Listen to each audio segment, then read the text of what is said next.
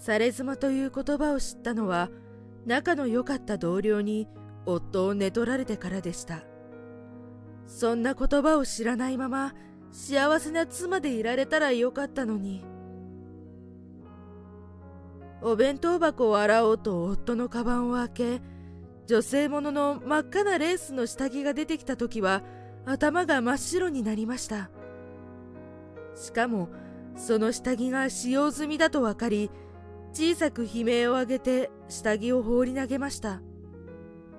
つま先から震えが走り、心臓がバクバクと鼓膜に響き、全身に冷水を浴びせられたように感じました。まさかカズマさんが浮気？夫に愛されている、大切にされていると信じていたのに。嫌悪感でいっぱいになりつつも、私は夫が浮気しているかもしれないという考えを認めたくありませんでした。これを認めてしまったら、自分の存在が否定されてしまう。自分だけでなく、自分の両親まで悲しませてしまう。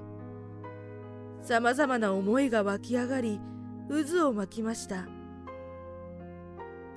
そして私は、疑惑を否定することにしたのです。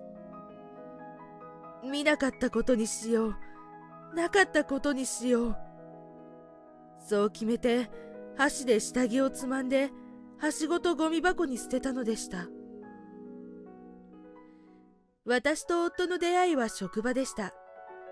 幼少時代をスウェーデンで過ごした後、私立の女子校に通っていた私が話す男性といえば、父親と老齢の男性教師だけでした。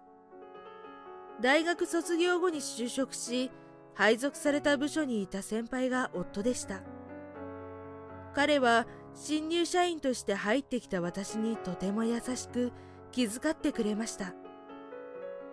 彼が我が社の社長の御曹司であり、次期社長であることは同期入社で仲良くなった咲ちゃんから聞いていました。ですが、私は彼の地位や権力よりその性格に惹かれたのでした。彼から告白されてお付き合いし、1年後にはプロポーズされて結婚。希望していた職種ではなかったものの、せっかく大企業に就職できたので、結婚後も仕事を続けたかったのですが、次期社長夫人としてしっかり家庭を守って支えてほしいという彼の言葉を受け、寿退職したのでした。ただいま。夫が帰ってきて玄関で迎え入れます。お帰りなさい。お仕事お疲れ様でした。今までなら自然に言えた言葉が喉に引っかかり、笑顔が引きつります。あの日、夫の浮気はなかったことにすると決めたのに、どうしても脳裏に真っ赤な下着がちらついてしまうのです。食事はもう食べたと言われれば、誰と食べたのだろうと考えてしまうし、出張だと言われれば、もしや浮気相手と旅行に行くのではと勘ぐってしまいます。真実を知りたい気持ちと蓋をしておきたい気持ちがせめぎ合い、胸が苦しくなりました。日中に家事をしながら涙があふれ、夫ののんきな寝顔に苛立ちを感じました。夫から遅くなると連絡があったその日、もうそろそろ寝ようかと思っていると、夫から LINE が来ました。画面を開いた途端、裸の夫が裸の女性に足を絡められてベッドで寝ている写真が飛び込んできて、目を見開いたまま固まりました。女性の顔は切れていて、体のみが映っています。明らかに事後であることを匂わせるものでした。浮気相手からの宣戦布告です。胃がぐっとせり上がってトイレへ駆け込むと、おえつと一緒に吐きました。完全に夫に対して気持ちは冷め、一緒に下着を洗うのが嫌どころか、同じ空気を吸うことすら嫌になっていました。もちろん夜のお誘いなど受けられるはずがありません。どうして他の女性を抱きながら平気で私を抱けるのか理解できませんでした。せっかく俺が誘ってやってるのに何なんだ。拒絶された夫が激怒し、家を出て行くこともありました。夫婦関係を再構築したいと思いつつも、どうしていいか分かりませんでした。こんな悩み、両親に話せるはずなどありません。学生時代の友人は結婚して子供もできて幸せそうな人ばかりです。それでも一人で抱えるには苦しすぎて、誰かに聞いてほしいという思いが強くあり、私は会社で仲の良かったさきちゃんに連絡することにしました。さきちゃんはわざわざ有給を取って平日の昼間に来てくれました。立派な家ね。さすが次期社長だわ。さきちゃんに頼まれてルームツアーをした後、話を聞いてもらいました。実はカズマさんが浮気してるの。意を決して打ち明けると、さきちゃんが目を大きく見開きました。嘘でしょ？あんなにみすずのこと愛してて大切にしてたのに。その言葉に涙がこみ上げてきました。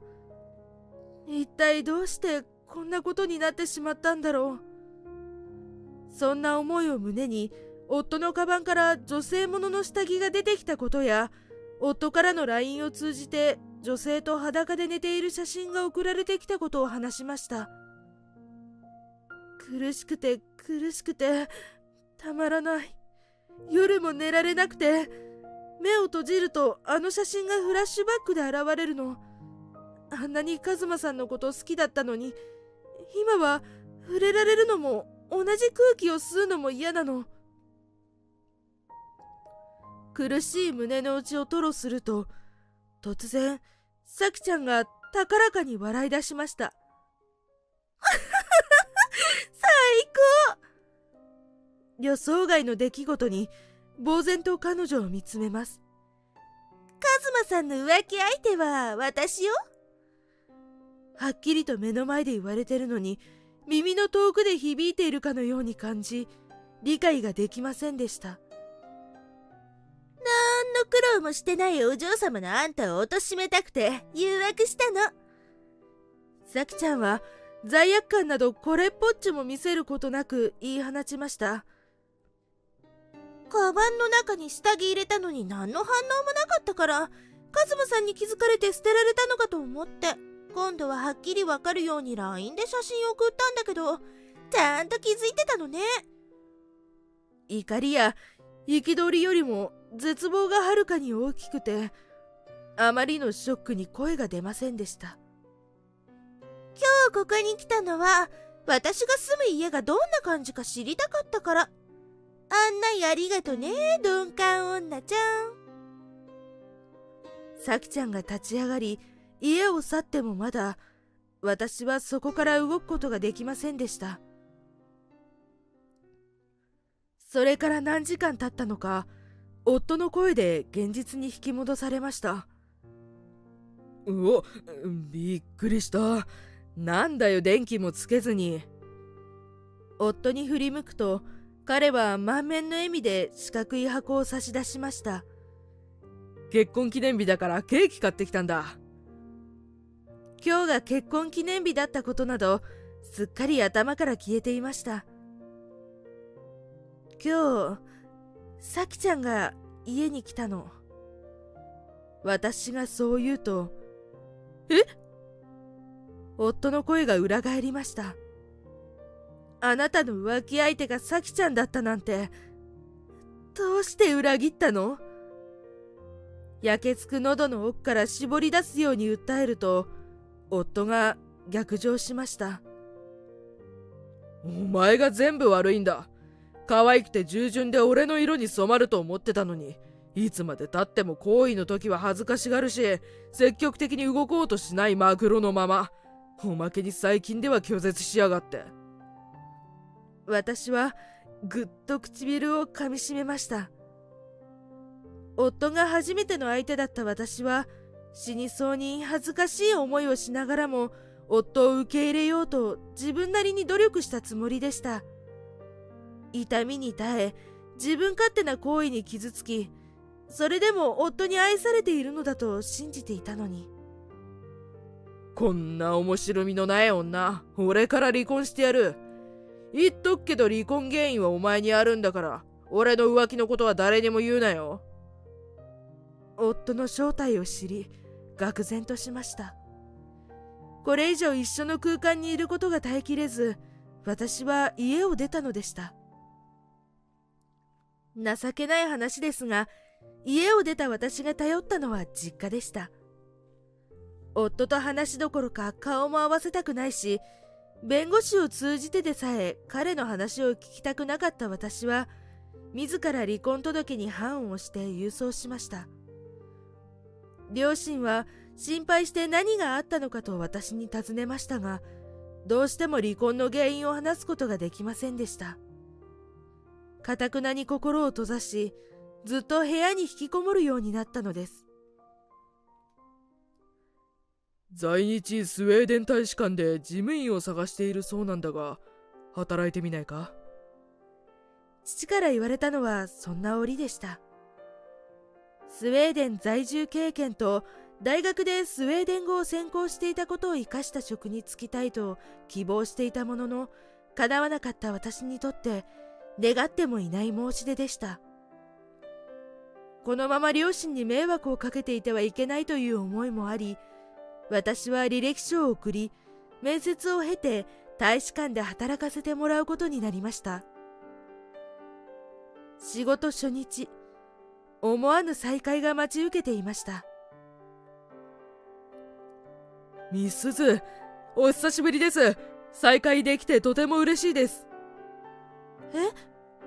もしかしてミカエル？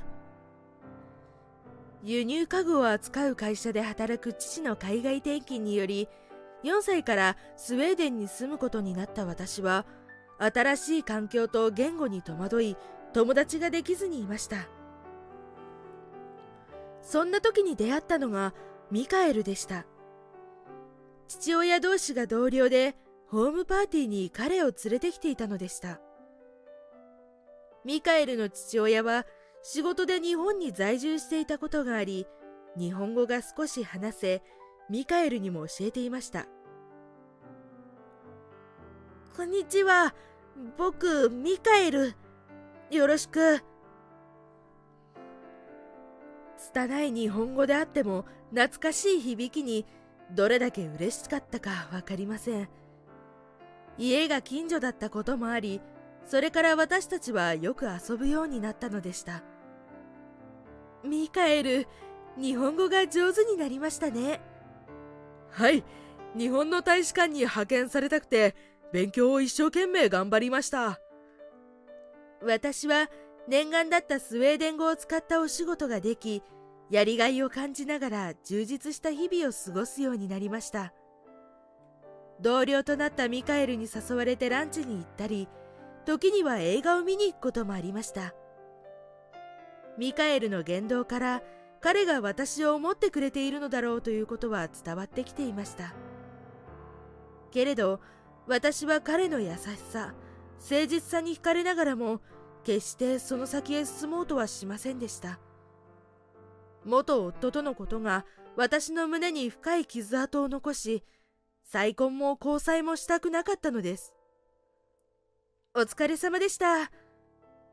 いつものように仕事を終えて大使館を出ると、ミスズ、目の前に立つ元夫を目にし、体が激しく震えました。足がすくみそうになりながらも逃げようとすると、手首をつかまれました。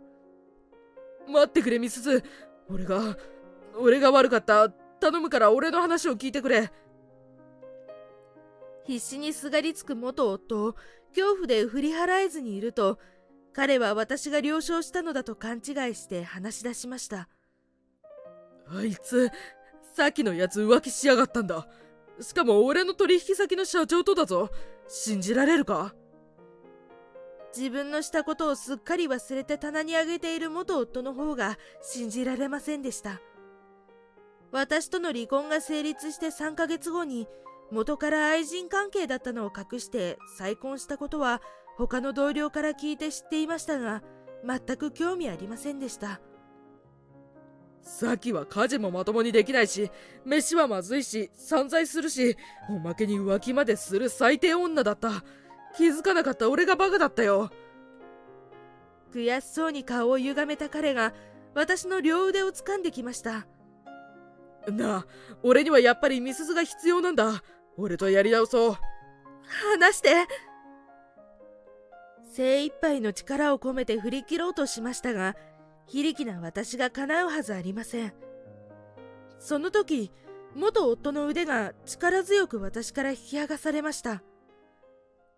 美鈴が迷惑しています。今すぐ立ち去らないと警察を呼びますよ。ミカエルでした。なんだお前は。これは俺たちの問題でお前には関係ない。やんのかこら。長身で金髪碧眼の外国人に流暢な日本語で話しかけられて狼狽しながらも、元夫はミカエルを睨みつけ喧嘩をふっかけました。スウェーデン大使館に勤める私に暴力行為を振るえば国際問題にまで発展しかねませんが、その覚悟はありますか？ミカエルに低く重い声で上から圧力をかけられた夫はブルッと震えると、覚えてろよと捨て台詞を吐いて逃げていきました。お怪我はありませんか？ミカエルに顔を覗き込まれ、張り詰めた糸が緩んで涙があふれてきました。実は私、バツイチなんです。私はミカエルに元夫とのことを打ち明けました。だからもう男性というか人間が信じられなくて、また信じて裏切られるのが怖いんです。私の告白を聞いたミカエルは自身のことを話し始めました。在日スウェーデン大使館に駐在することになり、私に会いたいと父親を通じて私の父に連絡したこと、私の父から私が離婚して昇進で家に引きこもっていると聞いていたこと、ちょうど事務員に欠員が出ていたので仕事の話を父に持ってきたこと。美鈴は私の初恋でした。ですからどうしても放っておけなかったんです。美鈴と再会して私の思いはさらに膨らみ恋をしました。実は私の初恋もまたミカエルでした。そんな彼からの心ときめく告白に大きく揺さぶられながらも、私は返事をすることができませんでした。そんな私の手をミカエルが取ります。美鈴、私の命にかけて誓います。決してあなたを一生裏切ることなく愛し続けます。ガラス玉のような美しい青い瞳は私を真摯に見つめていて、この人なら信じられる、信じさせてほしいと思いました。それから3ヶ月後、元同僚からのニュースを聞き驚きました。妻に浮気されて頭に血が上った元夫が妻の浮気現場を SNS で流したそうなのです。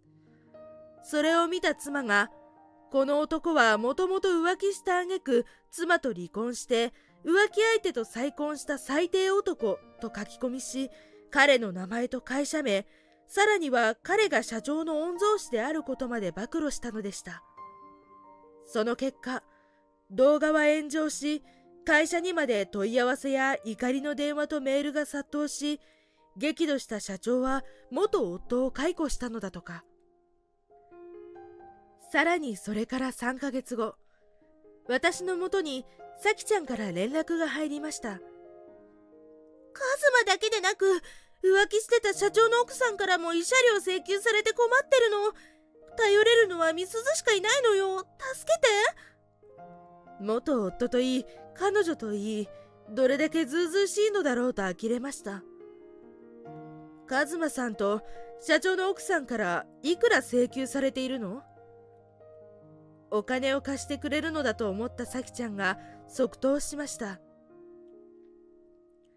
ズマさんから500万、社長の奥さんから200万、全額じゃなくていいの？少しずつ返すから。私は彼女の言葉を遮りました。じゃあ、私もそのぐらいの慰謝料を請求したらいいのね。ありがとう。咲ちゃんが証拠までご丁寧に揃えてくれたから助かるよ。今さら慰謝料請求するつもりなどなかったのですが、私が苦しんだ分、彼女にはそれなりの制裁を受けてほしかったのです。その後、ミカエルの任期終了に伴い、彼はスウェーデンの外務省勤めに戻ることになりました。ミスズ、どうか私と結婚してください。あなたがいない人生は私には考えられません。彼のプロポーズを受け、私たちは結婚してスウェーデンに移住しました。現在、私は5歳の息子と3歳の娘に恵まれ、忙しいながらも幸せな生活を過ごしています。愛しい僕の人、可愛い人と呼び、僕の人生の最良の選択はみすずと結婚したことだと言い切るミカエルに恥ずかしさを覚えつつ、この人と結婚して本当に良かったと心から思うのでした。